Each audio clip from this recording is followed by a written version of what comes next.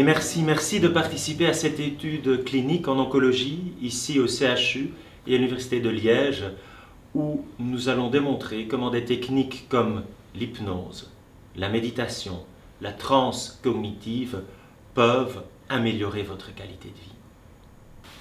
Aujourd'hui, les oncologues ont compris qu'il ne suffit pas de traiter une maladie, mais qu'il faut prendre en charge un patient dans sa globalité.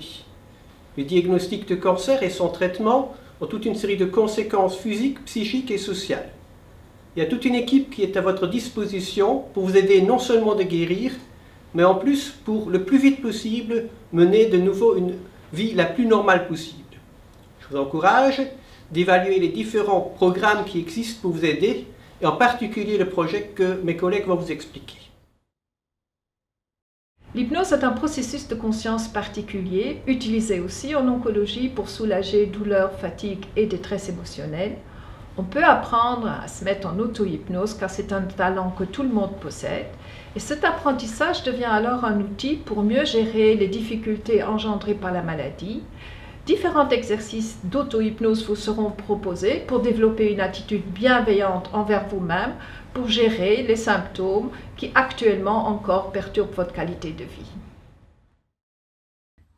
La transe cognitive est la capacité naturelle du cerveau à vivre un état de transe. Héritée de l'étude des pratiques chamaniques, elle est néanmoins abstraite de tout rituel et expression culturelle. La transe cognitive vous sera rendue accessible en quelques heures d'entraînement grâce à des bandes sonores développées dans le cadre de l'Institut de recherche Transsciences. Et les séances de groupe se focaliseront sur l'accès à la transe grâce à ces bandes sonores, puis à des exercices visant à induire cet état de transe par la seule volonté, afin de le pratiquer chez vous, en autonomie, de façon à explorer le potentiel d'amélioration de la qualité de vie.